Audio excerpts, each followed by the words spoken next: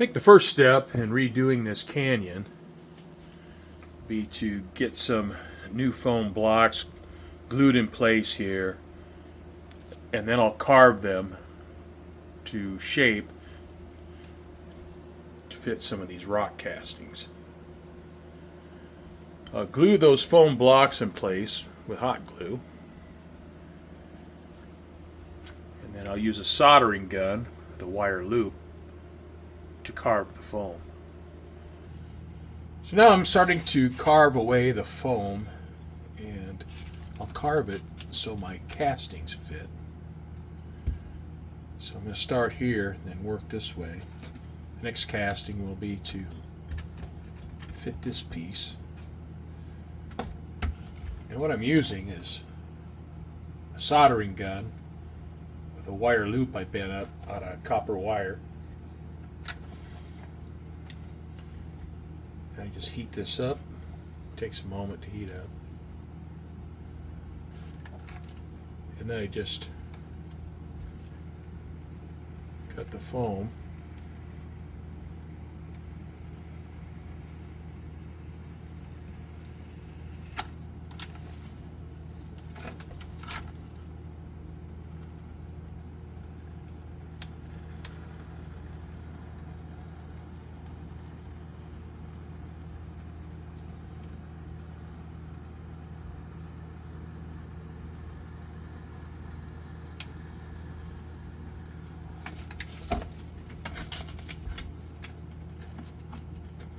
So I just cut the foam until my pieces fit the way I want them to. You can see I got these two pieces now sitting firmly up against this foam. And these can actually be glued in place with hot glue. But I'm going to wait until I get this large casting in place. See, I have the wax paper up. So I'm going to work this part of the canyon right here to completion. Make sure I have it all the way to paint. And then, doing that, I can do the groundwork all along the top up here and get that finished. So I can get it finished down here, get this rock work finished, painted, and you can see where I had to cut away a bunch of the canyon floor, and that's okay. So I have to patch this up. So I got a bunch of work to do here. I keep a few weeks of Wednesday junk mail just for this occasion. I tore it up into strips, got it wet, and use it for filler. So what I'll do now is I have a bunch of plaster cloth cut up. And I'm going to pour some water in this paint tray and start applying plaster cloth to my rock. I have the plaster cloth in place, so the next step will be to mix up some Hydrocal and start filling in all these gaps. I have everything ready to start mixing up some Hydrocal and putting it on my rock. I have some water here. I have an old brush, and I'll use this to brush down the rocks in the area where I'm going to put the plaster. Otherwise, the plaster doesn't stick well. If you saturate the rocks with water, it won't pull the water out of the Hydrocal. So that's pretty important. I have an artist's knife that I'll use to apply the plaster. I have this Woodland Scenics collapsible cup that I'll use to mix it in, and I can only mix small amounts of plaster at a time because I have about 15 minutes of working time, and then it's done. So, and have a bag of Hydrocal. This was 25 pounds, and maybe have a pound or so left. I do have a new 25-pound bag. Okay. So I have a batch of Hydrocal mixed up. I'm going to start right here and get this wet.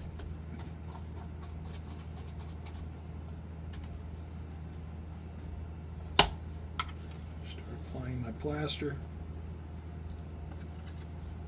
plaster's a little bit wet. It'll stiffen up here shortly though.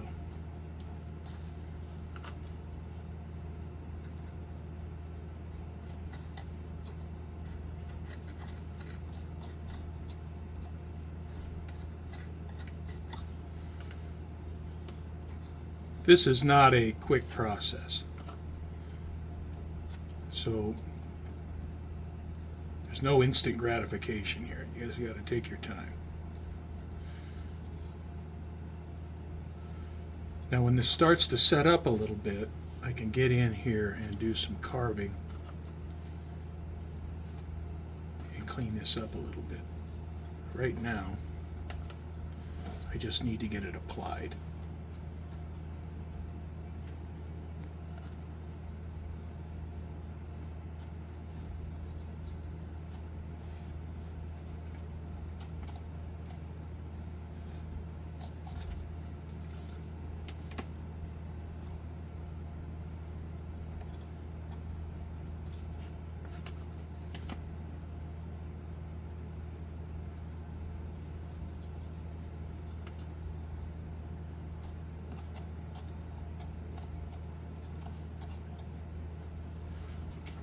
I'm going to try to have this plaster look organic.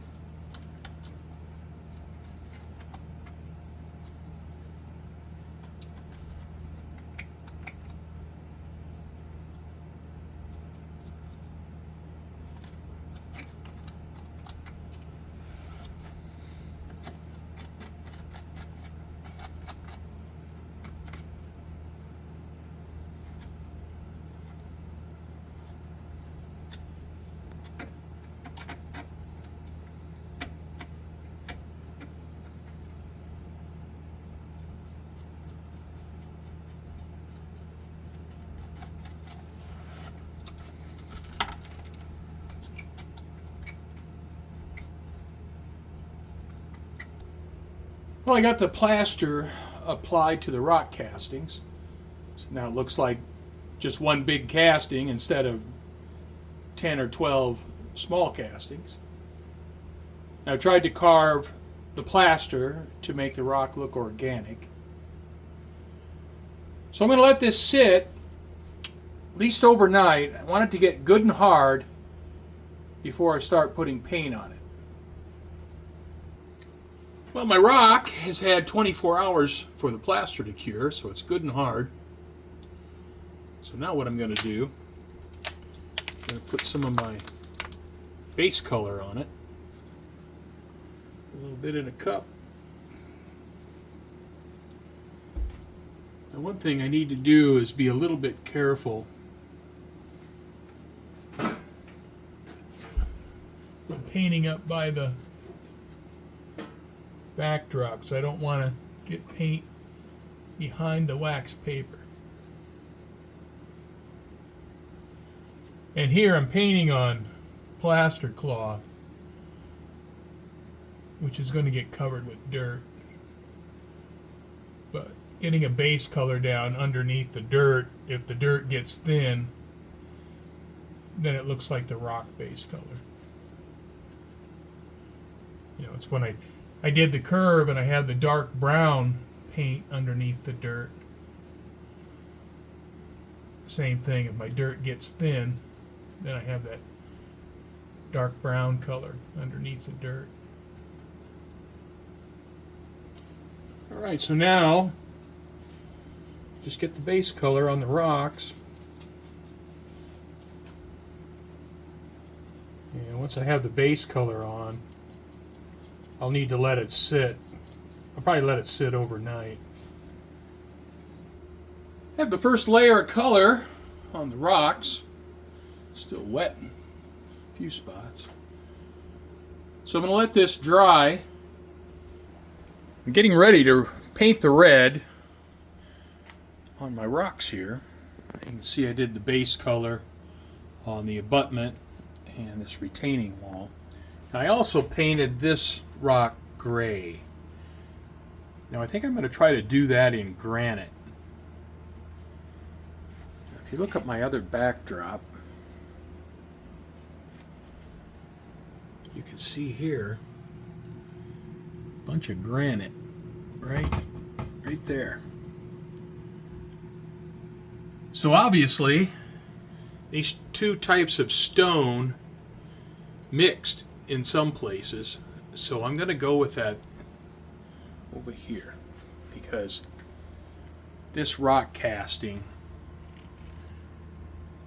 looks more like granite than sandstone, so I'm going to go ahead and try that.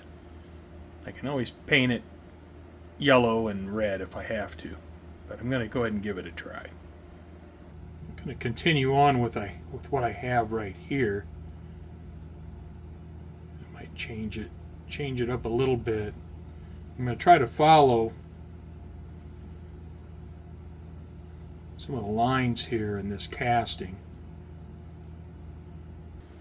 I have my two color bands to carry over from this part of the rock.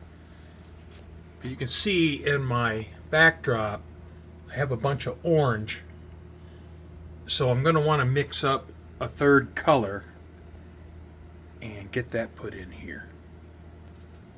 I got my breakfast of champions here to fuel me on. So mix up that orange color and get that applied to the rock face. I've mixed up a third red color for the rocks. I use those four paints.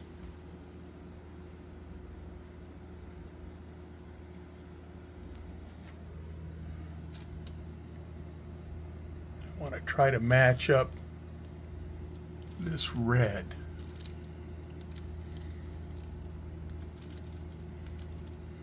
So I'm going to try this. This third red color seems to be more vertical. So that's how I'm going to apply it. The rocks up in the backdrop are pretty orange. I mean, they're tan like the rocks in the corner, but they also have a lot of orange in them. So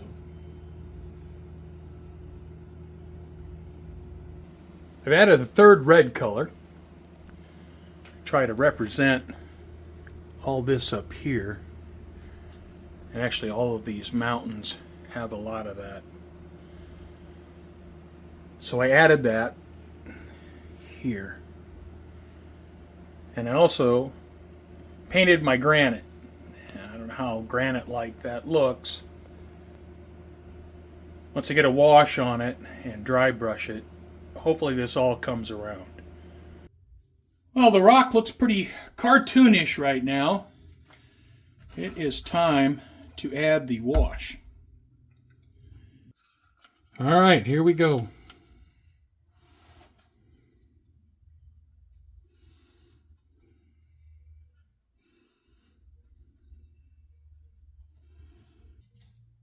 With all these fine sandstone lines, I mean, just about the only way to really pick those up is just to brush the wash across the entire surface.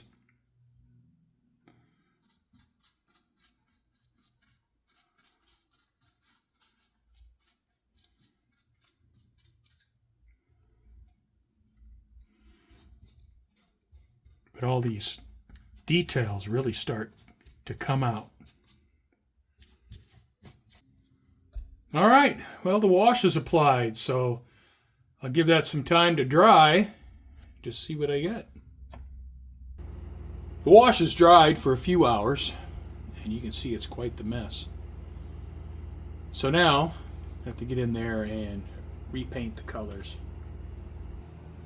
All right, I got the paint back on the rocks, and I've mixed up a new color. I'm calling it base highlight. And I'm trying to get it to look like these colors up here. So now what I'm going to do is I'm going to put in the dark red along the bottom, the medium red, and then I'm going to put in the orange. Well, I have the rock repainted, and I have tried to make the rock look like the backdrop. Now you can see my granite. It all has to be dry brushed. So I'm going to let this paint dry for a little while, maybe an hour or so, before I start dry brushing. Alright, I mixed up a tan for dry brushing. So I'm going to go ahead and get started on that. And this dry brushing technique picks up a lot of detail on these castings.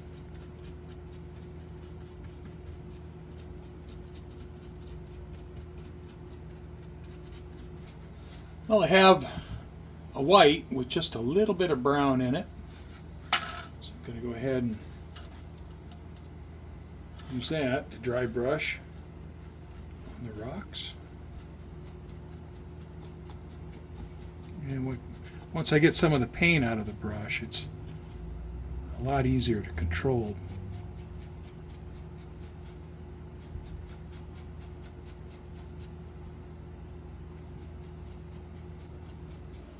Well, the second dry brush is done, so I think I'm going to consider these rocks done. Here's the backdrop. Here's my rocks.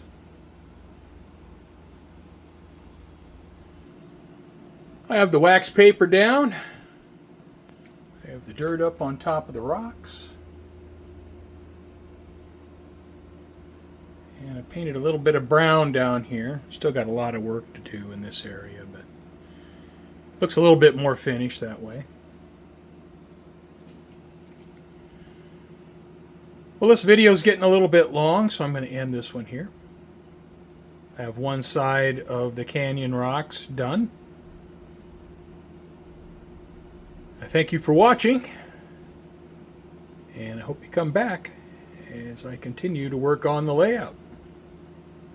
Thanks again for watching.